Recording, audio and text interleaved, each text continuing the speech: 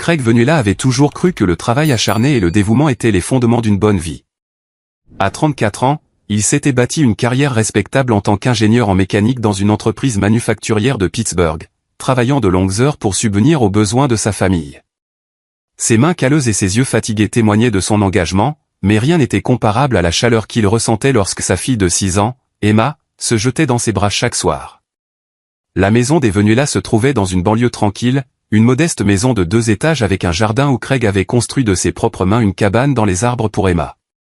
Chaque dimanche matin, qu'il pleuve ou qu'il vente, il l'emmenait au parc, lui apprenant à faire du vélo, à faire voler des cerfs-volants, ou simplement partageant une glace pendant qu'elle lui racontait sa semaine à l'école. Mais dernièrement, la maison semblait froide. Tammy Venuela, sa femme depuis 8 ans, était devenue distante au cours des 6 derniers mois. Elle avait commencé à travailler tard à son poste d'agent immobilier. Son téléphone vibrait constamment avec des messages qu'elle cachait rapidement. Craig l'avait remarqué mais n'avait rien dit. Il avait été élevé par un père célibataire qui lui avait appris que la confiance était sacrée dans un mariage. « Papa, pourquoi maman ne dîne plus avec nous ?» demanda Emma un soir, ses yeux bruns innocents cherchant dans son visage des réponses qu'il n'avait pas. Craig força un sourire, ébouriffant ses boucles sombres. « Maman est juste occupée par son travail, princesse. Mais on s'amuse bien, n'est-ce pas ? Juste toi et moi. » Emma hocha la tête, mais son sourire n'atteignit pas tout à fait ses yeux. Les enfants savaient. Ils savaient toujours. Cette nuit-là, après avoir mis Emma au lit avec son histoire préférée de dragons et de braves chevaliers, Craig trouva Tammy dans leur chambre en train de faire une valise. « Qu'est-ce qui se passe ?» Sa voix était stable, mais son cœur battait à tout rompre contre ses côtes. Tammy ne le regarda pas. Ses cheveux blonds tombaient sur son visage alors qu'elle pliait des vêtements avec une précision mécanique. « Je pars, Craig. Je n'en peux plus. » « Tu n'en peux plus de quoi ? » ? « De notre mariage. De notre famille. » Elle croisa enfin son regard. Et ce qu'il y vit le glaça. Pas de la tristesse, mais un calcul froid. « Je mérite mieux que ça. Mieux que de vivre d'un chèque de paie à l'autre. Mieux qu'un mari qui sent la graisse et les copeaux de métal. » Craig se crispa. « Je travaille dur pour subvenir à tes besoins et à ceux d'Emma. Tout ce que je fais n'est jamais assez. » Elle le coupa. « J'ai 31 ans. Craig, je devrais vivre, pas seulement survivre. Tu auras des nouvelles de mon avocat. » Alors qu'elle roulait sa valise vers la porte, l'esprit de Craig s'emballa. « Et Emma ?» Tammy s'arrêta, le dos tourné. « Je vais me battre pour la garde exclusive. Une fille a besoin de sa mère. » La porte se referma derrière elle avec une finalité qui résonna dans la maison vide. Craig resta figé dans le couloir pendant plusieurs minutes avant que son instinct de survie ne prenne le dessus. Il sortit son téléphone et appela la seule personne en qui il avait confiance. Jessie Castaneda, son meilleur ami depuis l'université. « Elle le fait vraiment ?» dit Craig quand Jessie répondit, sa voix creuse. « Je serai là dans 20 minutes. Ne fais rien de stupide. » Craig se dirigea vers la chambre d'Emma et regarda sa fille dormir, sa petite poitrine se soulevant et s'abaissant paisiblement. La veilleuse violette projetait des ombres douces sur son visage. Elle lui ressemblait tellement. Le même menton têtu, la même façon dont son nez se plissait même dans son sommeil. Il fit une promesse silencieuse à ce moment-là. Quoi qu'il arrive, il ne laisserait pas Tammy lui enlever sa fille. 3 semaines après le départ de Tammy, les papiers arrivèrent. Craig s'y attendait, mais lire les mots sur les documents juridiques lui fit l'effet d'avaler du verre pilé. La requérante allègue que l'intimé est émotionnellement instable, financièrement irresponsable, et représente un danger potentiel pour l'enfant mineur en raison de problèmes de gestion de la colère et d'un possible abus de substances. « C'est de la foutaise », dit Craig, claquant les papiers sur le bureau de Jeffrey Neal. L'avocat, un homme d'une 50aine d'années aux yeux vifs et aux cheveux argentés, étudia les documents avec un calme professionnel. « Il lance toutes les accusations possibles pour voir ce qui va tenir, » dit Jeffrey. C'est une tactique courante. L'accusation d'abus de substance. Y a-t-il une part de vérité là-dedans? Je bois une bière le vendredi, peut-être 2. C'est tout. Problème de gestion de la colère. Craig hésita. Je me suis disputé une fois avec un voisin à propos de son chien qui déterrait notre pelouse. Tammy doit déformer ça. Jeffrey prit des notes. Et financièrement irresponsable? Je gagne bien ma vie. Nous avons des économies. L'hypothèque est toujours payée à temps. Craig passa ses mains dans ses cheveux sombres, la frustration bouillonnant sous son contrôle prudent. Elle dépensait plus en vêtements en un mois que ce que je dépense pour moi en un an. Voici ce à quoi nous sommes confrontés, dit Jeffrey en se penchant en arrière dans son fauteuil. Votre femme a engagé Donnie Huaré. C'est un requin. Il est spécialisé dans l'art de faire passer les pairs pour incompétents. La bonne nouvelle, c'est que vous avez la vérité de votre côté. La mauvaise nouvelle, c'est qu'au tribunal de la famille, la perception compte souvent plus que la réalité. Au cours des 2 mois suivants, la vie de Craig devint un champ de bataille. Tammy avait emménagé dans un appartement chic du centre-ville, et pendant ses visites supervisées avec Emma, elle couvrait la fillette de jouets et de friandises. Pendant ce temps, Craig maintenait leur routine. Devoir sur la table de la cuisine, histoire avant de dormir, aventure le week-end. Mais Emma changeait. Elle était devenue plus silencieuse, plus renfermée. « Papa, pourquoi maman n'arrête pas de me poser des questions sur toi ?» demanda Emma un soir alors que Craig l'aidait avec ses devoirs de mathématiques. Son stylo se figea en plein calcul. « Quel genre de questions ? Comme, est-ce que papa crie parfois ?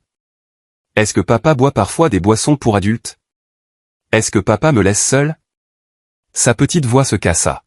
« Je lui ai dit que tu es le meilleur papa du monde, » mais elle avait l'air fâchée. Craig prit Emma sur ses genoux, luttant pour garder sa voix stable. « Princesse, tu dis juste toujours la vérité, d'accord ?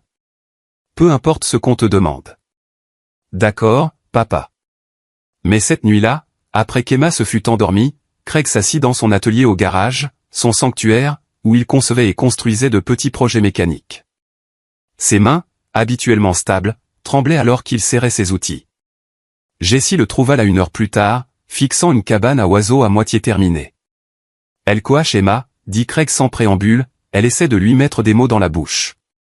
Jessie, un homme trapu aux yeux bienveillants et à la carrure d'un ancien linebacker universitaire, approcha un tabouret. « Tu sais ce que tu dois faire ? » « Quoi ? Te battre salement comme elle. »« Non, tu dois être plus malin. » La voix de Jessie se durcit. « Je te connais depuis qu'on a 18 ans, Craig. Tu es le gars qui pouvait démonter un moteur et le remonter les yeux bandés. Tu es stratégique, alors commence à penser stratégiquement. » Craig regarda son ami. « Je t'écoute. Tammy pense qu'elle a gagné. Elle pense que tu vas te laisser faire, alors laisse-la penser ça. Pendant ce temps, tu découvres ce qu'elle manigance vraiment. Tu penses qu'il y a plus que juste vouloir partir ? » L'expression de Jessie était sombre. « Frère, quand une femme part si soudainement, avec autant de venin et vise immédiatement la jugulaire au tribunal, il y a toujours plus à l'histoire. » Cette conversation déclencha quelque chose dans l'esprit de Craig.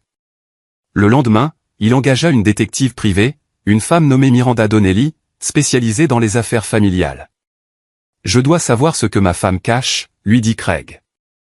Les yeux gris acier de Miranda l'évaluèrent. « Vous vous préparez pour la bataille de la garde ? » ?»« Je me prépare à protéger ma fille. »« Alors, mettons-nous au travail. » Le premier rapport de Miranda arriva 10 jours plus tard, et il confirma les pires soupçons de Craig. Les photographies étaient accablantes. Tammy entrant dans un immeuble de condos de luxe du centre-ville. Tammy ayant des dîners intimes dans des restaurants que Craig ne pourrait jamais se permettre. Et toujours, sur chaque photo, le même homme à ses côtés, grand, soigné, portant des costumes qui coûtaient probablement plus que le salaire mensuel de Craig. Vincent Ryan, promoteur immobilier. Fortune estimée à 8 chiffres. Il se voit depuis au moins 8 mois, dit Miranda, étalant plus de photos sur la table de la cuisine de Craig après qu'Emma fut couchée. Il est marié aussi. Le nom de sa femme est Nathalie Durham Ryan. Elle vient d'une famille riche. Ils ont un contrat de mariage qui laisserait Vincent avec presque rien si elle divorce pour infidélité. Craig étudia le visage de Vincent. Beau de cette manière générique de club de golf. Tout ce que Tammy avait dit vouloir. Tout ce que Craig n'était pas. C'est là que ça devient intéressant. Miranda continua, sortant un autre dossier. Vincent Ryan est celui qui finance les frais de justice de votre femme. Donnie Huaré n'est pas bon marché. Alors il achète sa place dans ma famille. Plus que ça. La voix de Miranda prit une inflexion plus dure. J'ai fait des recherches sur le passé de Vincent. Il y a 3 ans, il a été impliqué dans une affaire de garde. Son ex-petit ami a affirmé qu'il était contrôlant, manipulateur. L'affaire a été réglée à l'amiable, dossier scellé. Mais j'ai des contacts. Elle fit glisser un autre document sur la table. Craig le lut 2 fois. Son sang se glaça. Il a un schéma. Miranda dit qu'il cible les femmes mariées avec enfants, en particulier les mères de filles. L'ex-petite amie avait une fille de 5 ans. Il y a eu des allégations. Ne le fais pas, Craig la coupa. Sa voix dangereuse. Ne finis pas cette phrase à moins d'avoir des preuves. Je n'ai pas de preuves. Juste des schémas et des dossiers scellés. Mais Craig, les yeux de Miranda rencontrèrent les siens, votre fille a besoin d'être protégée. Craig resta silencieux un long moment. Son esprit d'ingénieur traitant les données, formant des connexions. Tammy ne sait pas, n'est-ce pas? À propos du passé de Vincent. J'en doute. Les hommes comme Vincent sont très doués pour présenter exactement ce que leur cible veut voir. Après le départ de Miranda, Craig s'assit seul dans l'obscurité de sa cuisine, une tempête de rage et de détermination montant dans sa poitrine. Il pensa au récent silence d'Emma, à sa réticence à aller au nouvel appartement de Tammy pour les visites. Son téléphone vibra, un SMS d'un numéro inconnu. Arrête de fouiller dans ce qui ne te regarde pas, concentre-toi sur le fait d'être le meilleur père possible pendant le temps qu'il te reste avec Emma. Vincent. Comment le savait-il? La réponse de Craig fut simple. On se voit au tribunal. Mais il n'avait aucune intention d'attendre le tribunal. Le lendemain matin, Craig appela Jessie et Jeffrey pour une réunion d'urgence dans un restaurant loin de son quartier. J'ai besoin que vous entendiez ça tous les deux, dit Craig, faisant glisser les rapports de Miranda sur la table. Et ensuite, j'ai besoin de votre aide pour monter un plan. Jeffrey examina les documents avec son œil d'avocat, tandis que l'expression de Jessie s'assombrissait à chaque page. Ce sont de bonnes informations, dit finalement Jeffrey. Mais ce n'est pas suffisant pour le tribunal. L'adultère nous aide, mais les juges ne se soucient pas de l'adultère dans les affaires de garde à moins que nous puissions prouver que cela nuit directement à l'enfant. Et le passé de Vincent, les dossiers scellés ne passeront pas, alors nous les ferons déceler, dit Craig. Ça pourrait prendre des mois, des années même. Jessie se pencha en avant. Et si on ne passait pas par les canaux officiels? Les yeux de Jeffrey se plissèrent. Je ne peux pas participer à cette conversation si vous suggérez. Alors sors 5 minutes, dit Craig, sa voix portant une autorité qui le surprit même lui. Parce que je ne vais pas perdre ma fille à cause de ces gens. Jeffrey se leva, partagé, puis soupira. 5 minutes et je n'ai jamais été là. Il sortit, laissant Craig et Jessie seuls dans la banquette. Parle-moi, dit Jessie. Craig sortit sa tablette, ouvrant des fichiers qu'il avait compilés. Vincent Ryan se croit intouchable. Riche, bien connecté, il peut tout acheter. Mais tout le monde a des points de pression. Continue. Sa femme, Nathalie. Leur contrat de mariage. Si elle découvre pour Tammy, Vincent perd tout. Les yeux de Craig brillèrent. Et les gens désespérés font des erreurs. Comment atteint-on la femme? On ne le fait pas. On laisse Tammy le faire pour nous. Craig lança une application d'enregistrement sur son téléphone. Emma a une tablette. Je la lui ai donnée pour des jeux éducatifs, mais elle a aussi une fonction d'enregistrement. Tammy ne sait pas que je peux accéder à la sauvegarde sur le cloud. Les yeux de Jessie s'écarquillèrent. Tu as écouté leur visite? Chacune d'entre elles. Et il y a 3 jours, j'ai entendu quelque chose d'intéressant. Tammy était au téléphone avec Vincent pendant qu'Emma était dans la pièce d'un accent grave côté. Elle le poussait à quitter Nathalie, lui disant qu'il pourrait être une famille. Elle, lui, et Emma. La réponse de Vincent. Craig joua l'audio. La voix de Vincent était douce, condescendante. Bébé, on en a déjà parlé. Quand le moment sera venu. D'abord, nous devons obtenir la garde. Ensuite, je m'occuperai de Nathalie.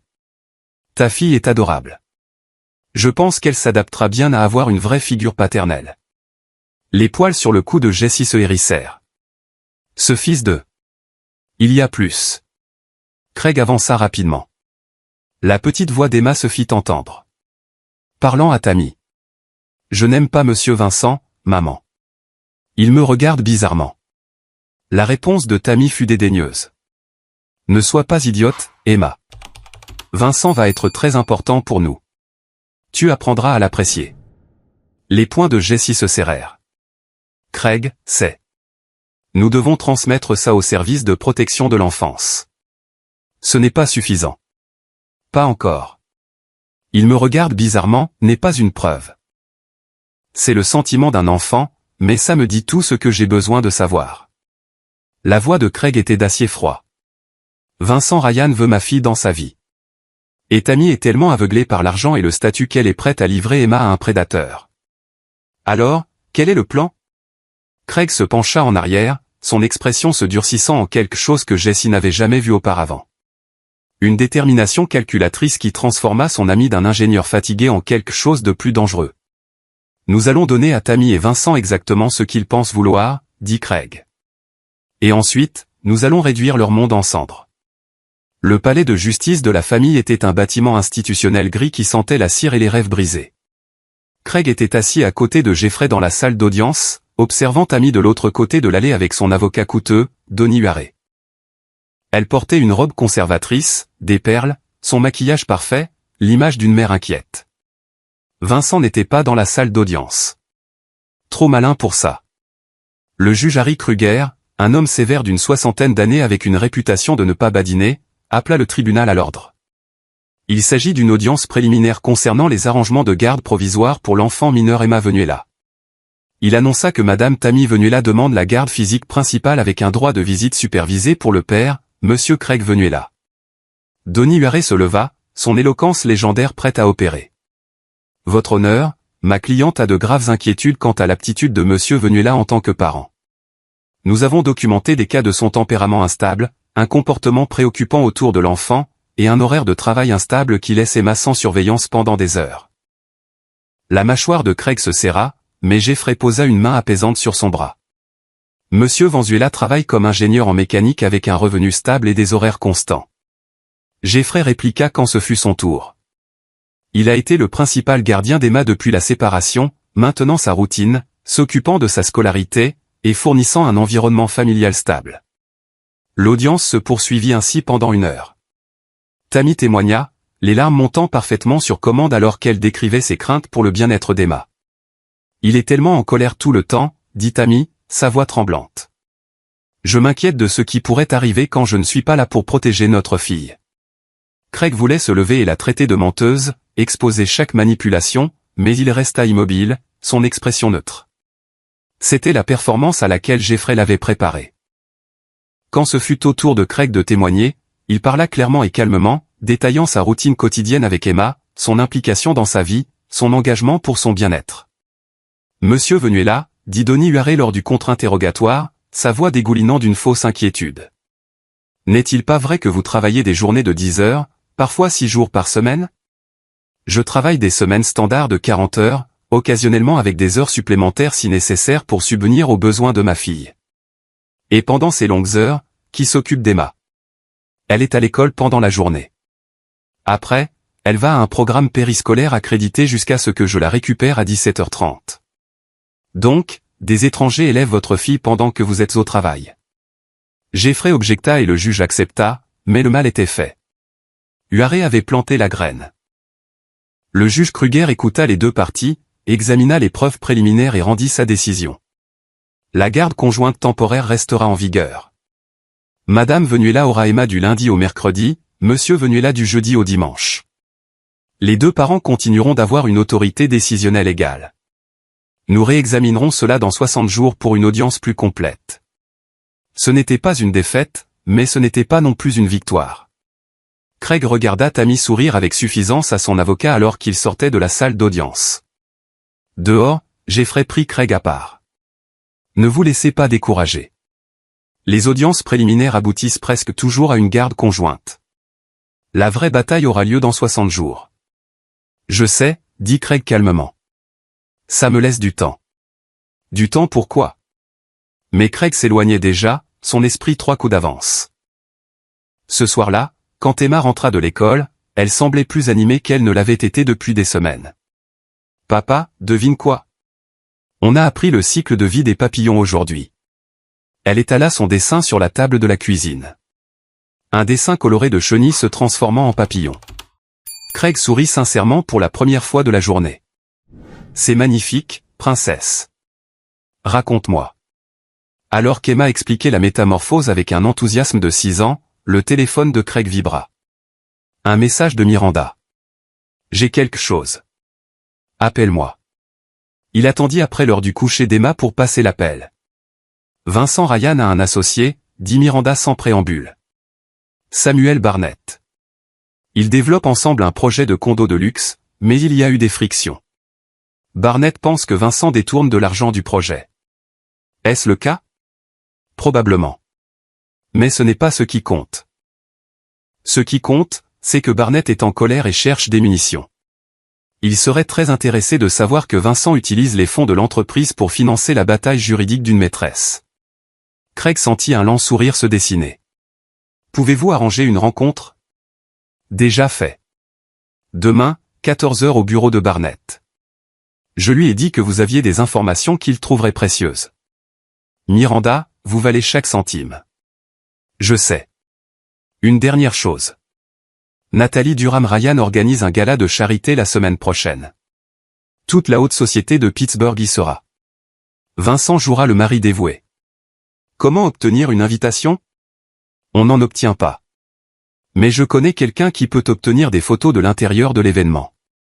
Et je connais quelqu'un d'autre qui peut s'assurer que ces photos incluent des personnes très intéressantes. Craig comprit. Organisez ça. Le lendemain après-midi, Craig rencontra Samuel Barnett à son bureau du centre-ville. Barnett était un homme compact aux traits acérés et au regard encore plus vif. Monsieur Venuela, Miranda me dit que vous avez des informations sur les activités extra-professionnelles de mon associé, dit Barnett, sautant les politesses. Craig exposa les preuves. Photo de Vincent avec Tammy.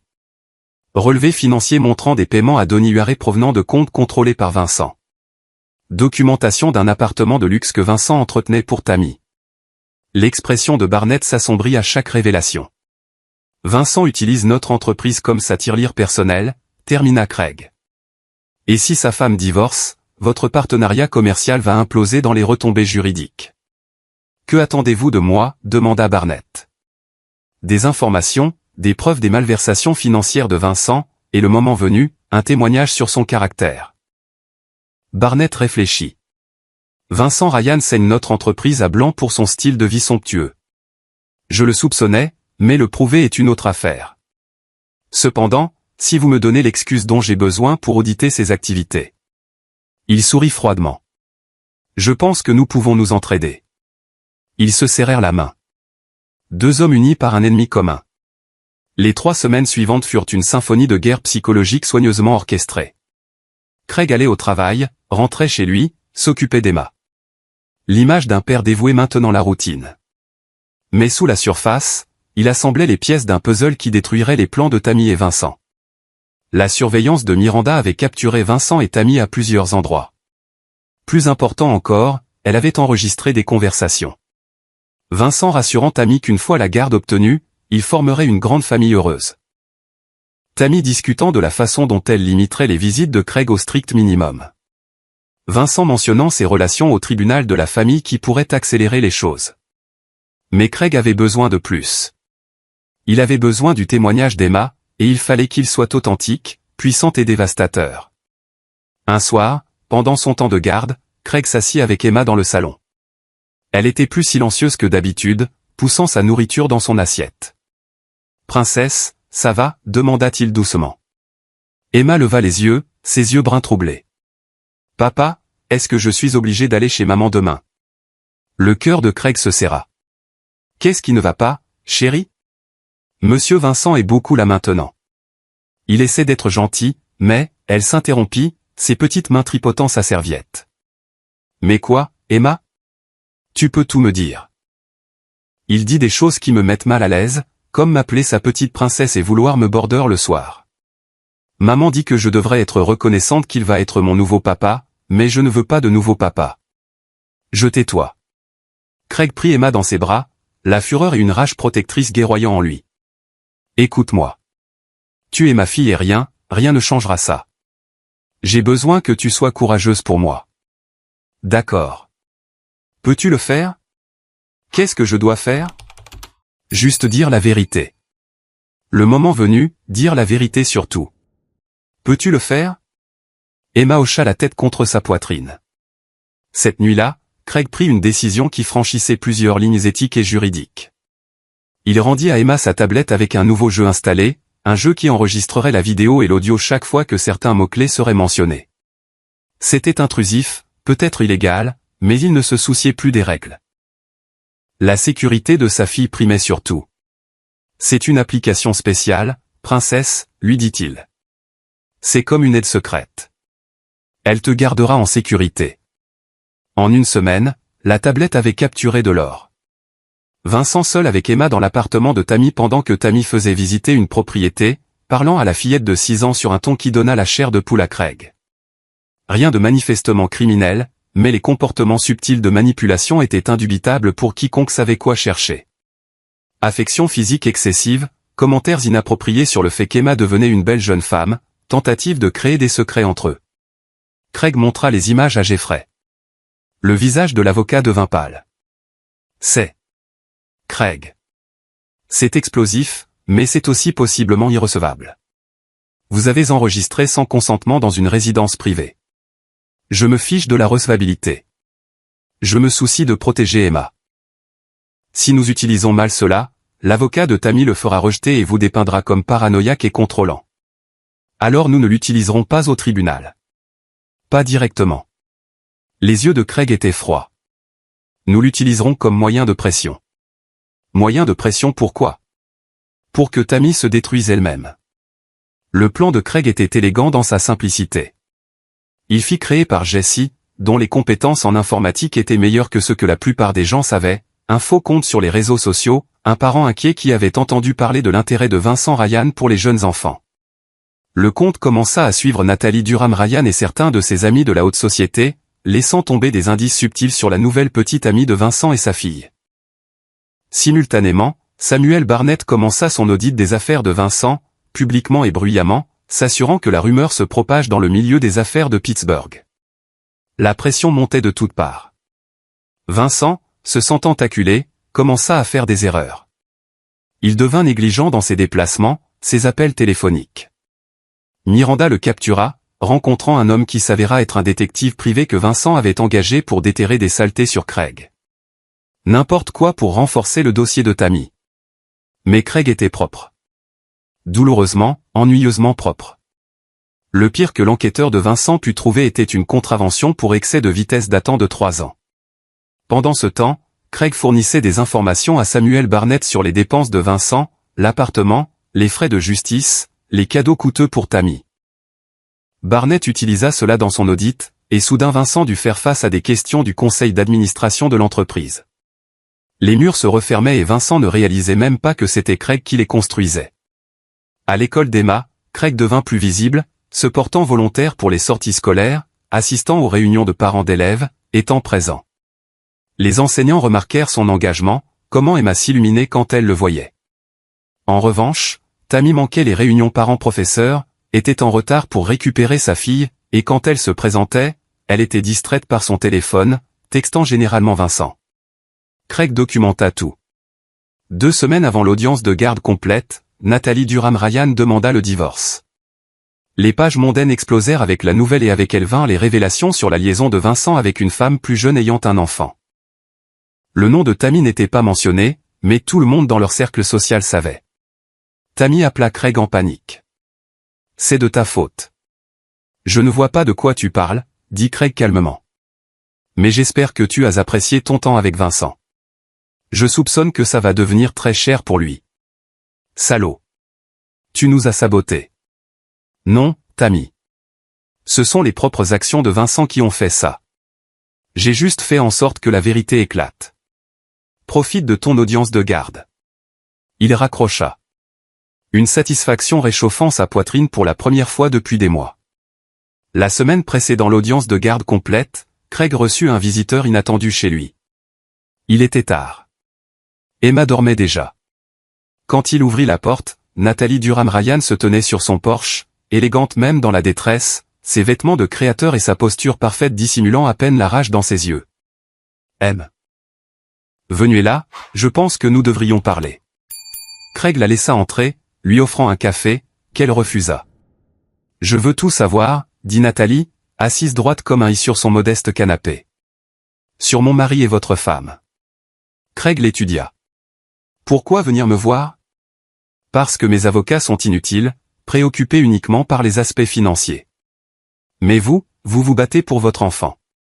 Cela me dit que vous comprenez ce qui est vraiment en jeu. Sa voix se cassa légèrement. Vincent et moi n'avons pas d'enfant. Je ne pouvais pas. Mais je reconnais un prédateur quand j'en vois un, et plus j'en apprends sur son comportement avec sa fille. Craig prit une décision. Il sortit sa tablette et lui montra tout. Les photos, les enregistrements, la documentation de l'ancienne affaire scellée de Vincent. Le visage de Nathalie passa de pâle à furieux puis à déterminé. Cet homme, dit-elle lentement, a utilisé l'argent de ma famille, ma réputation, pour financer ses fantasmes malsains. Plus maintenant. Que allez-vous faire? Ce que j'aurais dû faire il y a des années. Le détruire. Elle se leva, tendant la main. Monsieur Venuela, je vais être très franche. Je vais tout prendre à Vincent dans notre divorce, mais plus que ça, je vais m'assurer que tout le monde sache exactement quel genre d'homme il est. Oh. Nathalie sourit, et ce n'était pas un sourire aimable. Ma famille a des liens profonds dans cette ville.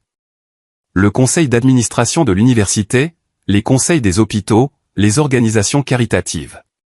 Quand j'en aurai fini, Vincent ne pourra plus montrer son visage à Pittsburgh.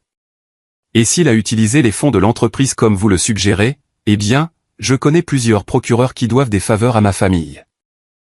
Après le départ de Nathalie, Craig sentit les premiers frémissements d'espoir. L'ennemi de son ennemi s'avérait en effet être un allié précieux. Le lendemain, Tammy se présenta à la porte de Craig sans prévenir pendant son temps de garde. « Il faut qu'on parle », exigea TL, le poussant pour entrer dans la maison. Emma étant en train de faire ses devoirs, dit froidement Craig. Baisse la voix. La façade soigneusement entretenue de Tammy se fissurait. Son maquillage ne pouvait cacher le stress, les nuits blanches. Vincent me quitte. Il me coupe les vivres. Il dit que je suis un trop grand passif maintenant que sa femme est au courant. C'est ce qui arrive quand on s'associe à un lâche. C'est de ta faute. Tu as monté sa femme contre lui. Non, Tammy. Ce sont les propres actions de Vincent qui ont fait ça. J'ai juste fait en sorte que la vérité éclate au grand jour. Elle pointa un doigt vers lui, sa voix s'élevant. Tu te crois si malin, si vertueux.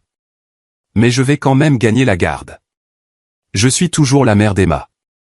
Tu es une étrangère qui joue à la mère, dit Craig, sa voix mortellement calme. Tu as choisi l'argent plutôt que ta fille. Tu as fait entrer un prédateur dans sa vie. Tu l'as coaché pour qu'elle mente sur moi. Et tu penses qu'un juge ne verra pas clair dans ton jeu? Je n'ai jamais. Emma va bien. Vincent ne lui a jamais fait de mal. Seulement parce que je ne lui en ai pas donné l'occasion. Mais l'intention était là. Et j'ai des preuves. Les yeux de Tammy s'écarquillèrent. Tu bluffes. Est-ce que je bluffe? Tu le découvriras au tribunal, je suppose. Craig se dirigea vers la porte. L'ouvrant. Sors de ma maison. Si tu veux voir Emma, ce sera pendant ton temps de garde prévu. Pas une minute avant. Tammy partit, mais pas avant que Craig ne voie quelque chose de dangereux dans ses yeux. Le désespoir. Il appela Miranda immédiatement. J'ai besoin que tu augmentes la surveillance sur Tammy. Elle part en vrille et les gens désespérés font des choses stupides. La prédiction de Miranda s'avéra exacte 3 jours plus tard lorsque Tammy tenta de récupérer Emma à l'école en dehors de son temps de garde. L'école, que Craig avait prévenu de problèmes potentiels, refusa de laisser partir Emma et l'appela immédiatement. Craig arriva pour trouver Tammy en train de se disputer avec la directrice, son sang-froid complètement brisé. C'est ma fille. J'ai le droit de la voir.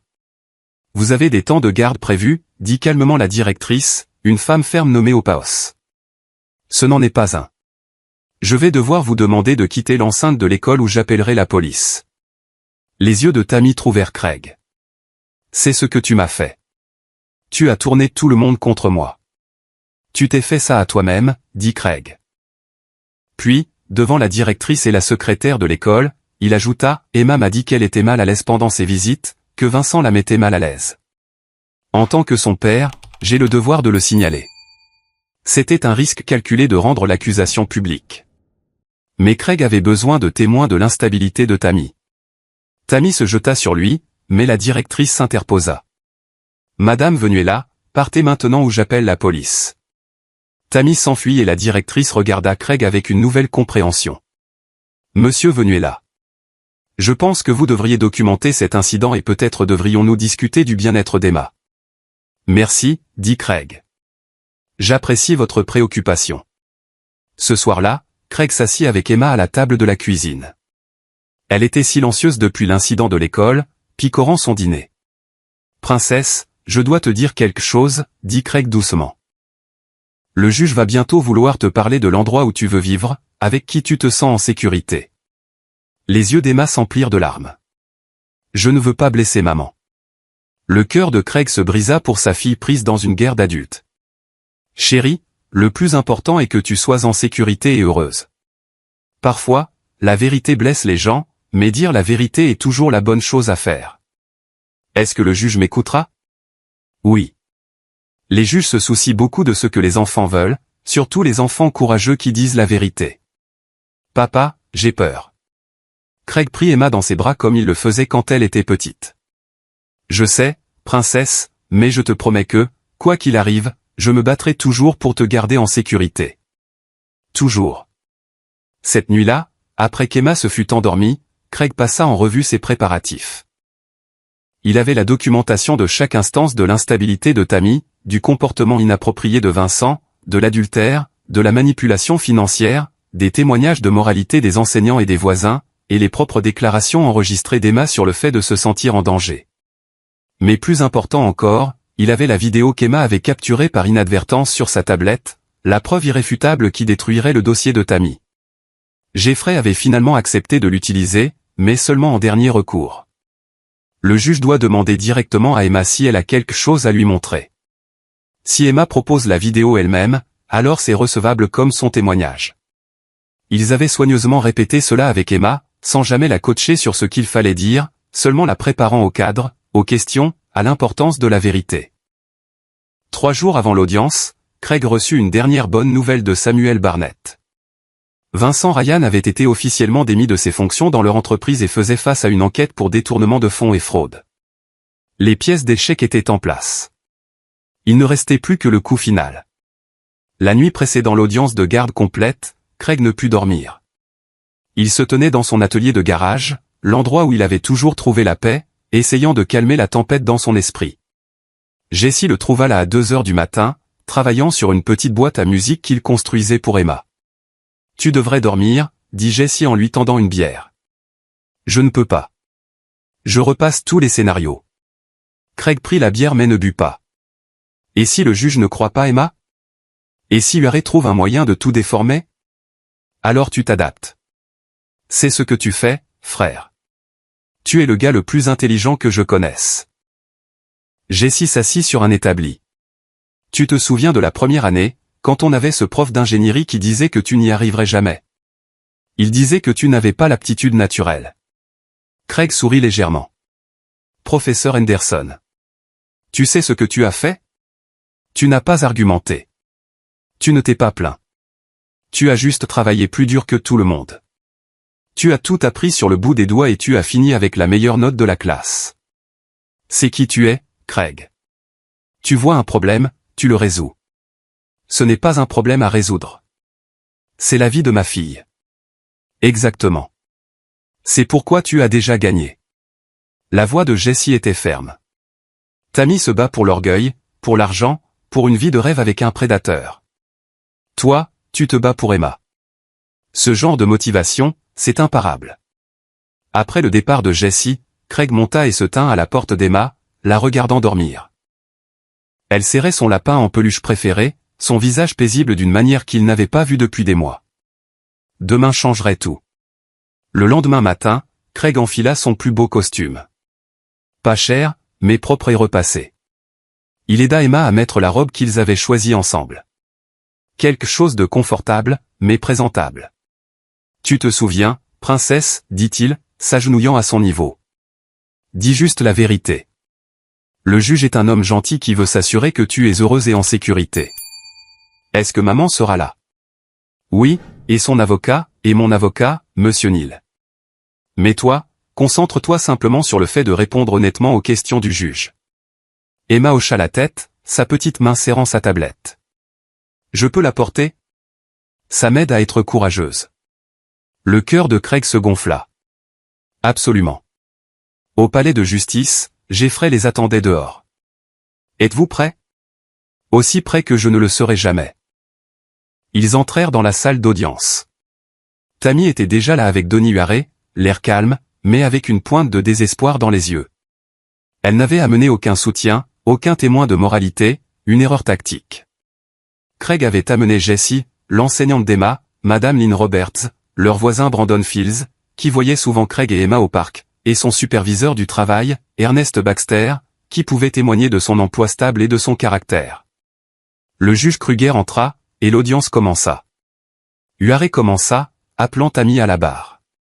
Elle se présenta comme une mère inquiète, racontant en larmes ses craintes concernant le tempérament de Craig, ses longues heures de travail, son incapacité à fournir la vie qu'Emma méritait.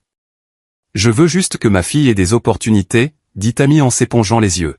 « Quelle est de la stabilité, une mère qui peut être là pour elle ?»« Madame Venuela, » dit Huarey.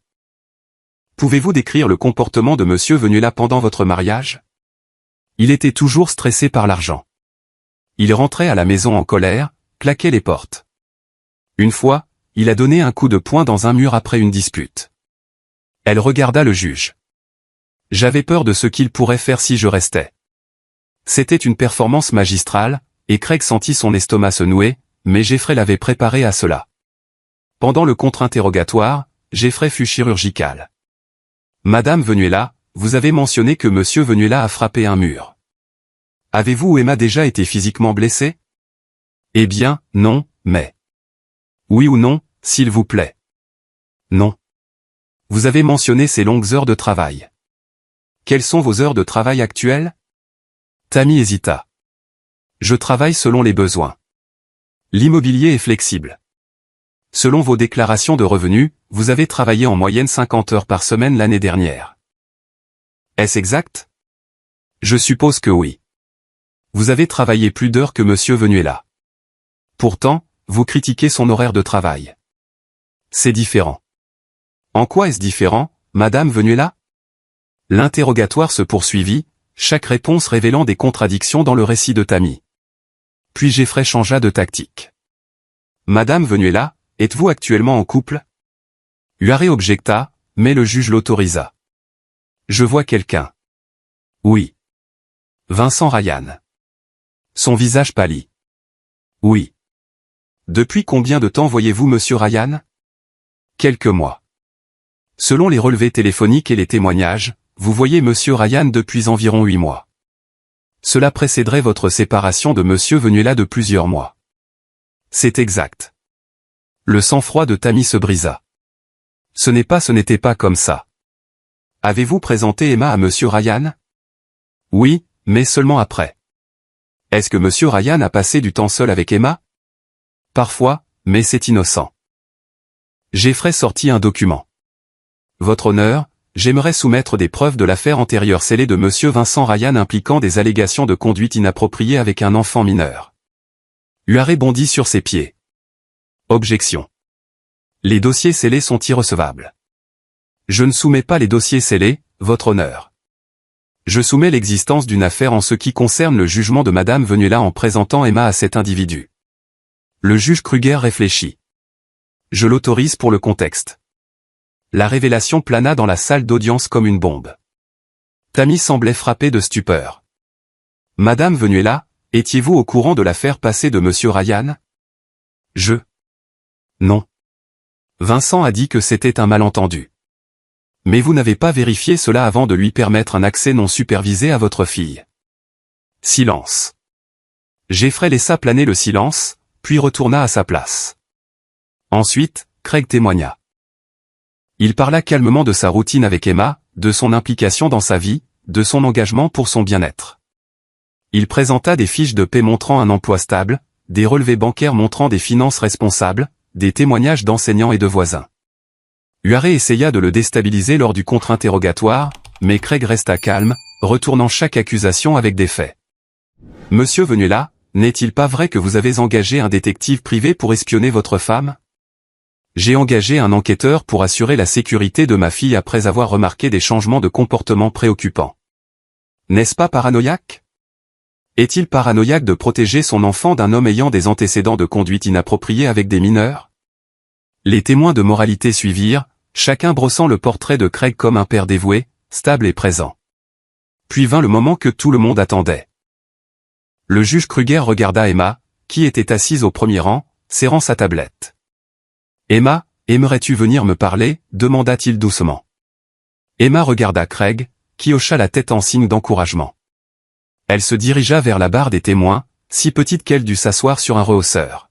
« Bonjour, Emma. Je suis le juge Kruger. Je sais que c'est effrayant, mais je veux juste te poser quelques questions, d'accord ?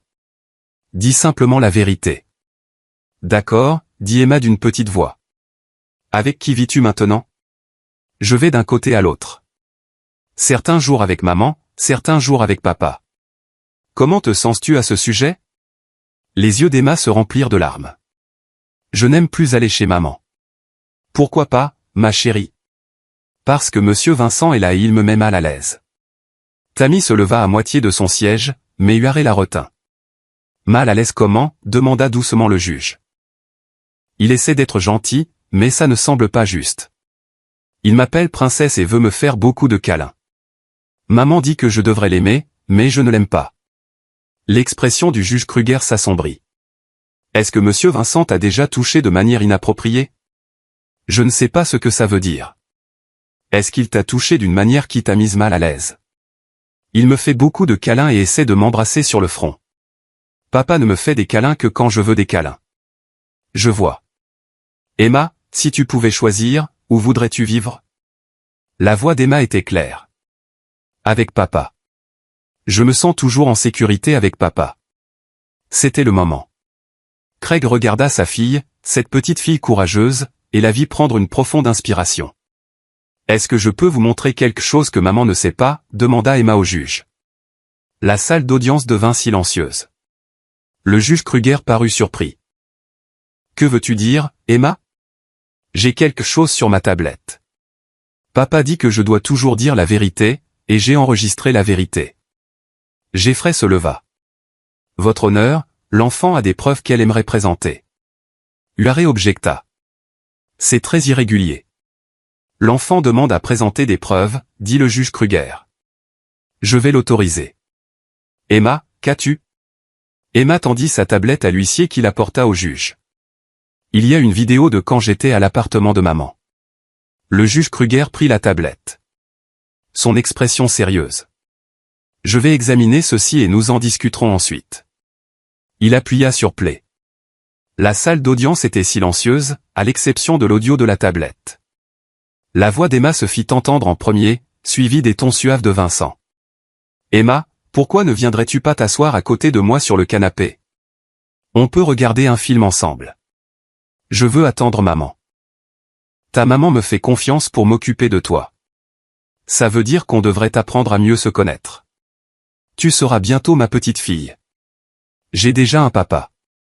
Craig ne sera plus beaucoup là. Ta maman et moi allons nous en assurer. Tu verras. Une fois que le juge aura décidé, tu vivras avec nous tout le temps.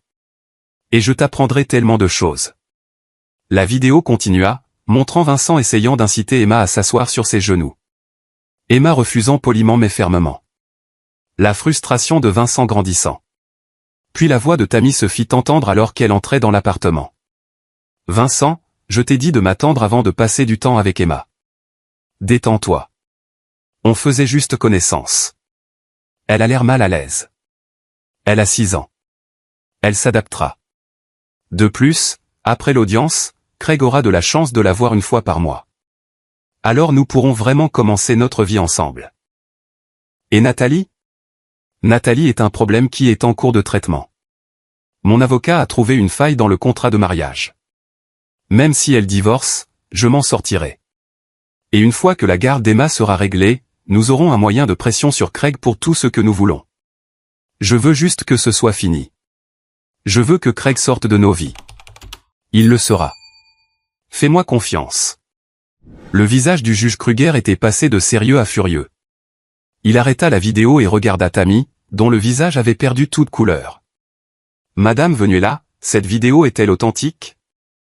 Je ne savais pas qu'elle enregistrait. Ce n'est pas ce que j'ai demandé. Cette conversation est-elle authentique? Tammy regarda Uare, qui lui chuchotait frénétiquement à l'oreille. Finalement, elle murmura « oui ». Uare se leva. « Votre honneur, je demande une suspension d'audience pour consulter ma cliente. » Demande refusée. « Asseyez-vous, monsieur Uare. » La voix du juge était glaciale. « Emma, merci d'avoir été si courageuse. Tu peux aller t'asseoir avec ton papa maintenant. » Emma courut vers Craig, qui la serra fort, des larmes coulant sur son visage. Le juge Kruger continua, « En 23 ans de carrière, je n'ai jamais vu un cas aussi flagrant de manipulation parentale et de manque de jugement. Madame Venuela, vous avez présenté votre fille à un homme ayant des antécédents de comportement préoccupants avec des mineurs. Vous lui avez permis un accès non supervisé à Emma malgré son malaise évident. Vous avez activement prévu de limiter l'accès de son père à elle, non pas pour son bien-être, mais pour votre propre convenance. Votre honneur, s'il vous plaît, commença Tammy, mais le juge leva la main. Je n'ai pas fini. Cette vidéo montre une conspiration pour manipuler une procédure de garde, une manipulation émotionnelle d'un enfant, et ce qui semble être le début d'un comportement de manipulation de la part de Monsieur Ryan. Où est Monsieur Ryan, d'ailleurs? Il n'est pas impliqué dans cette affaire, dit faiblement Uare. Il est très impliqué. Huissier, je veux que Monsieur Vincent Ryan soit assigné à comparaître immédiatement. Je veux aussi que les services de protection de l'enfance soient informés de cette vidéo. Uare se leva à nouveau. Votre honneur, ma cliente a été soumise à un stress énorme. Elle a fait de mauvais choix, mais son amour pour sa fille. Son amour. La voix du juge Kruger s'éleva. L'amour ne met pas un enfant en danger. L'amour ne priorise pas une relation amoureuse sur la sécurité d'un enfant. L'amour ne coache pas un enfant à mentir sur un parent apte. Il se tourna vers Craig. M. Venuela, je vous accorde la garde physique exclusive d'Emma, avec effet immédiat. Madame Venuela aura un droit de visite supervisée seulement une fois par semaine pendant 2 heures, en attendant une évaluation psychologique complète et l'achèvement de cours de parentalité. De plus, j'ordonne que Vincent Ryan n'ait aucun contact avec l'enfant mineur. Si Madame Venuela viole cette ordonnance, le droit de visite sera entièrement supprimé. Tammy laissa échapper un sanglot. Vous ne pouvez pas faire ça. C'est ma fille. C'est une enfant qui mérite d'être protégée et vous vous êtes avéré incapable de remplir ce devoir. Le marteau du juge Kruger tomba. La séance est levée. La salle d'audience éclata. Uare se disputait avec Tammy, qui pleurait. Jeffrey serrait la main de Craig, le félicitant. Mais Craig n'avait d'yeux que pour Emma, qui s'accrochait à lui. Papa, j'ai bien fait? Tu as été parfaite, princesse. Si parfaite. En quittant la salle d'audience, Craig vit Tammy affalée sur sa chaise. Uare rassemblant ses papiers avec un dégoût à peine dissimulé. Son avocat la regarda avec mépris. Je vous avais dit que ça se retournerait contre vous, siffla Uare assez fort pour que Craig l'entende. Je me retire de cette affaire. Il sortit, laissant Tammy seule. Craig aurait dû ressentir du triomphe, mais il ne ressentait que de l'épuisement et du soulagement.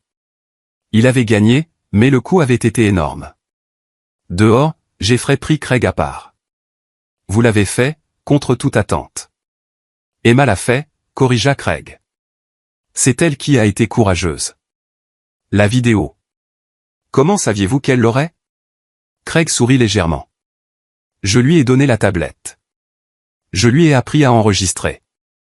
Mais ce qu'elle a choisi d'enregistrer, ce qu'elle a choisi de montrer, c'était entièrement elle. Je ne lui ai jamais dit de faire cette vidéo. Elle savait juste qu'il fallait documenter la vérité. Jeffrey secoua la tête avec admiration. Vous êtes un génie stratégique. Je suis juste un père qui refusait de perdre sa fille. Alors qu'il se dirigeait vers la voiture, Emma entre eux, le téléphone de Craig vibra. Un message de Miranda. Vincent Ryan a été arrêté il y a 1 heure. Détournement de fonds, fraude, et maintenant ils enquêtent sur lui pour mise en danger d'enfant sur la base de la vidéo. Nathalie vous envoie ses amitiés. Craig sourit. Les dernières pièces tombaient en place. 3 mois plus tard, Craig se tenait dans son jardin, regardant Emma jouer dans la cabane qu'il avait construite. Les feuilles d'automne prenaient des teintes dorées et rouges, et l'air avait cette qualité fraîche qui promettait que l'hiver n'était pas loin. La vie était lentement revenue à la normale, ou plutôt, à une nouvelle normalité. Tammy assistait sporadiquement à ses visites supervisées.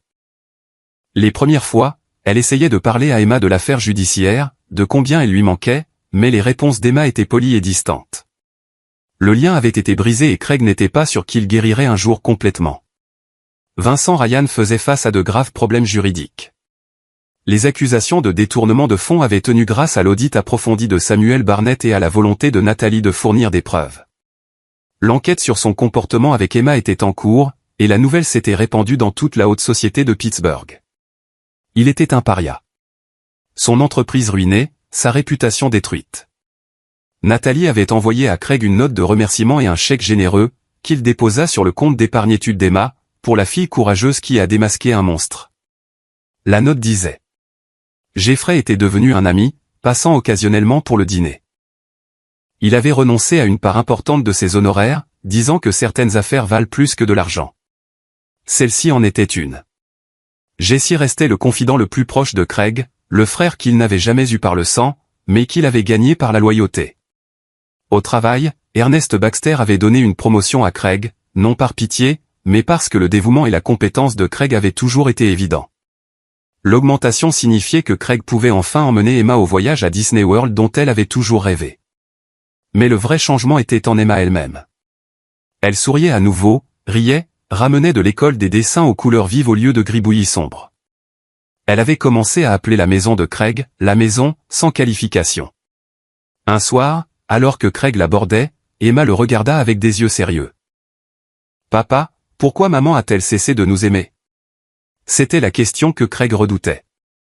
Il s'assit sur le bord de son lit, choisissant ses mots avec soin. Parfois, princesse, les gens se perdent. Ils oublient ce qui est vraiment important. Ta maman s'est perdue pendant un moment, cherchant des choses qu'elle pensait la rendraient heureuse. L'argent, l'excitation, une vie différente. Mais ces choses ne rendent pas les gens heureux. L'amour rend les gens heureux. La famille rend les gens heureux. Penses-tu qu'elle retrouvera son chemin? Craig pensa à Tammy, qui avait tout perdu. La confiance de sa fille, sa relation avec Vincent, sa réputation. Il avait entendu par des connaissances communes qu'elle avait déménagé dans un appartement plus petit, qu'elle luttait financièrement, qu'elle semblait diminuer. Il aurait pu se sentir vengé, mais au lieu de cela, il se sentait juste triste pour la femme qu'elle avait été avant que l'ambition et la vanité ne l'aient empoisonnée. Je ne sais pas, chérie, mais ce n'est pas à toi de t'en soucier. Ton travail est d'être une enfant, de jouer, d'apprendre, d'être heureuse. Je m'occuperai du reste. Te remarieras-tu un jour? Craig sourit. Peut-être un jour, si je rencontre quelqu'un qui t'aime autant que moi. D'accord, mais elle devra être gentille et faire de bonnes crêpes. Ce sont d'excellentes exigences. Après qu'Emma se fut endormie, Craig alla dans son atelier. Il finissait la boîte à musique pour elle. Une pièce complexe qui jouait sa berceuse préférée. Travailler de ses mains avait toujours calmé son esprit. Et ce soir, il avait besoin de cette paix. Son téléphone sonna. Numéro inconnu. Bonjour, monsieur Venuela. Une voix de femme, hésitante. C'est Patty Moyer. Je suis une avocate représentant votre ex-femme. La garde de Craig se leva immédiatement. Que puis-je faire pour vous? Madame Venuela aimerait discuter d'une éventuelle modification de l'arrangement de garde. Elle a terminé ses cours de parentalité et son évaluation psychologique. Elle demande un droit de visite non supervisé 2 week-ends par mois. Craig resta silencieux un long moment. Que veut Emma? Je suis désolé. Est-ce que quelqu'un a demandé à Emma ce qu'elle veut? Eh bien, non. Mais. Alors la réponse est non. Quand Tammy pourra prouver qu'elle a mis les besoins d'Emma avant les siens, quand Emma se sentira assez en sécurité pour demander plus de temps avec sa mère, alors nous parlerons. Jusque-là, l'ordonnance du tribunal reste en vigueur. Monsieur Venuela, vous devez sûrement voir qu'un peu de compassion. Madame Moyer, la compassion est ce qui m'empêche de chercher à mettre fin entièrement aux droits parentaux de Tammy. La compassion est ce qui permet à ces visites supervisées de continuer. Mais je ne compromettrai pas le bien-être de ma fille pour la commodité de quiconque. Bonne nuit. Il raccrocha, la main tremblant légèrement. La guerre était peut-être terminée, mais des batailles occasionnelles éclataient encore. Une semaine plus tard, Craig était au parc avec Emma, la poussant sur la balançoire, quand il remarqua une femme qui les observait depuis un banc voisin. Elle avait la trentaine, des yeux bienveillants et un sourire facile, lisant un livre tout en jetant occasionnellement un coup d'œil à un jeune garçon jouant sur le portique. Leurs regards se croisèrent et elle sourit. Craig lui rendit son sourire. « Salut, papa !» cria Emma, et Craig reporta son attention sur sa fille, la lançant vers le ciel. Quand ils eurent fini, la femme s'approcha. « Votre fille est adorable. Elle a l'air si heureuse. »« Elle l'est, » dit Craig. « Nous le sommes tous les deux. »« Je suis Jenny, » dit la femme en tendant la main. « Jenny Erickson. »« C'est mon fils, Brandon. » Elle montra le garçon sur le portique. « Craig. Craig Vanzuela. Enchanté de vous rencontrer. » Ils parlèrent quelques minutes. Une conversation facile sur la parentalité, le parc et le temps. Emma et Brandon commencèrent à jouer ensemble et Craig se sentit se détendre d'une manière qu'il n'avait pas connue depuis des années. « Peut-être qu'on vous reverra ici un de ces jours, » dit Jenny alors qu'il se préparait à partir. « Oui, » dit Craig. « Peut-être bien. » Alors que lui et Emma rentraient à la maison, main dans la main, Craig réalisa que quelque chose de fondamental avait changé. Pendant des mois, il s'était battu. Se battant pour la garde, se battant contre Tammy et Vincent, se battant pour protéger Emma. Mais le combat était terminé. Il avait gagné. Maintenant venait la partie la plus difficile. Construire une nouvelle vie, guérir les blessures, apprendre à Emma que la confiance et l'amour étaient encore possibles. « Papa, j'aime le parc », dit Emma en balançant leurs mains jointes. « Moi aussi, princesse. On pourra revenir la semaine prochaine ? » Absolument. Et on pourra avoir des crêpes demain. Craig rit, un son libre et sincère. Certainement. Cette nuit-là, après qu'Emma se fût endormie, Craig s'assit dans son salon avec une bière, Jessie à ses côtés. « Alors, quelle est la suite pour toi ?» demanda Jessie. Craig réfléchit à la question. « Je ne sais pas. Pendant si longtemps, tout tournait autour de la bataille pour la garde. Maintenant que c'est fini, je dois comprendre à quoi ressemble la normalité.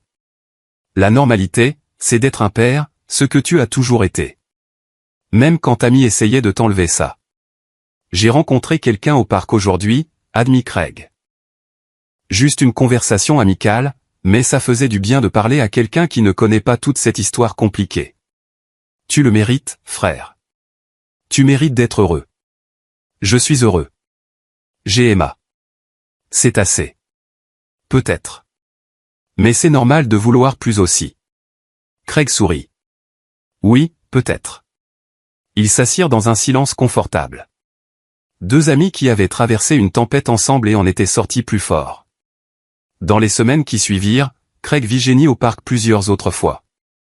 Ils commencèrent à se rencontrer intentionnellement, laissant les enfants jouer pendant qu'ils discutaient. Elle était veuve, son mari étant décédé dans un accident de voiture 3 ans plus tôt. Elle comprenait la perte, la reconstruction. Craig ne précipita rien. Il était prudent, protecteur du cœur d'Emma et du sien. Mais lentement, doucement, il se permit de s'ouvrir à la possibilité de quelque chose de nouveau. 6 mois après l'audience de garde, Craig reçut une notification que Vincent Ryan avait été condamné à 5 ans de prison fédérale pour détournement de fonds. L'enquête sur son comportement avec Emma n'avait pas abouti à des accusations. Pas assez de preuves, mais sa réputation était détruite à jamais. Tammy avait déménagé en Ohio, travaillant comme agent immobilier dans une petite ville. Ses visites supervisées s'étaient réduites à 1 fois par mois, puis avaient complètement cessé. Emma ne posait plus beaucoup de questions sur elle. Cela aurait dû ressembler à une victoire, mais Craig ne ressentait qu'une profonde tristesse pour tous les dégâts qui avaient été causés. 1 an après l'audience, Craig demanda Jenny en mariage. Emma aida à choisir la bague et fut la première personne à qui ils l'annoncèrent. « Est-ce que ça veut dire que Brandon sera mon frère ?» demanda Emma, les yeux grands ouverts d'excitation. « En quelque sorte, » dit Jenny en s'agenouillant au niveau d'Emma. « Si ça te va. » Est-ce qu'on pourra toujours avoir des journées père-fille? Craig prit Emma dans ses bras. Toujours, princesse. Ça ne changera jamais. Le mariage fut petit, intime, organisé dans le jardin où Craig avait construit la cabane d'Emma. Jeffrey officia, Jessie était le témoin, et Emma la demoiselle d'honneur. Alors que Craig se tenait à l'autel, regardant Jenny marcher vers lui avec Brandon à ses côtés, il pensa au chemin qu'il avait mené ici. La douleur, la trahison, le combat, mais aussi la force qu'il avait découverte, les liens qu'il avait tissés, la certitude absolue qu'il déplacerait des montagnes pour protéger ceux qu'il aimait. Tammy n'était pas au mariage. Craig avait envoyé une invitation, un dernier geste de grâce, mais elle n'avait pas répondu. Il espérait qu'elle avait trouvé la paix quelque part. Mais plus important encore, il avait trouvé la sienne. Alors que lui et Jenny échangeaient leurs vœux, Emma et Brandon à leur côté, Craig réalisa que parfois la meilleure vengeance n'était pas la destruction. C'était de construire quelque chose de mieux sur les cendres. Le soleil se coucha sur le jardin, projetant une lumière dorée sur la célébration. Emma riait, courant avec Brandon, sa joie simple et pure. Craig avait gagné plus qu'une bataille pour la garde. Il avait gagné la chance d'être le père qu'Emma méritait, de construire une famille basée sur l'amour et la confiance plutôt que sur la manipulation et les mensonges. Et au final, c'était la seule victoire qui comptait. Épilogue. 5 ans plus tard, Craig se tenait dans ce même jardin, maintenant agrandi avec une plus grande terrasse et une deuxième cabane. Emma avait 11 ans, Brandon 9, et leur petite sœur, Lily Erickson Vanzuela, avait 2 ans, marchant à 4 pattes dans le jardin avec des pas déterminés. Jeffrey et sa femme étaient là pour un barbecue, ainsi que Jessie et sa petite amie. Miranda avait envoyé une carte, mais n'avait pas pu venir. Elle était en Europe pour une affaire. Papa, appela Emma depuis la cabane. Brandon dit que je ne peux pas monter parce que c'est un club de garçons. Brandon, répondit Craig. Qu'est-ce qu'on dit à ce sujet? La tête de Brandon apparut. Désolé. Monte, Emma. Craig sourit, retournant les hamburgers sur le grill. Jenny vint derrière lui, passant ses bras autour de sa taille. Heureux, demanda-t-elle. Plus que je n'aurais jamais cru possible, admit-il. Au loin, son téléphone vibra. Un message d'un numéro inconnu. J'ai entendu parler de ton mariage. De ta nouvelle famille. Je suis contente que tu sois heureux. Je suis désolé pour tout. Craig le lut 2 fois, puis le supprima. Ce chapitre était clos. Il regarda sa famille. Emma et Brandon dans la cabane. Lily chassant un papillon. Jenny à ses côtés. Des amis réunis. C'est ce qui comptait. C'est ce pourquoi il valait la peine de se battre. Et il avait gagné. C'est ici que notre histoire se termine. Partagez vos pensées dans la section des commentaires. Merci pour votre temps précieux.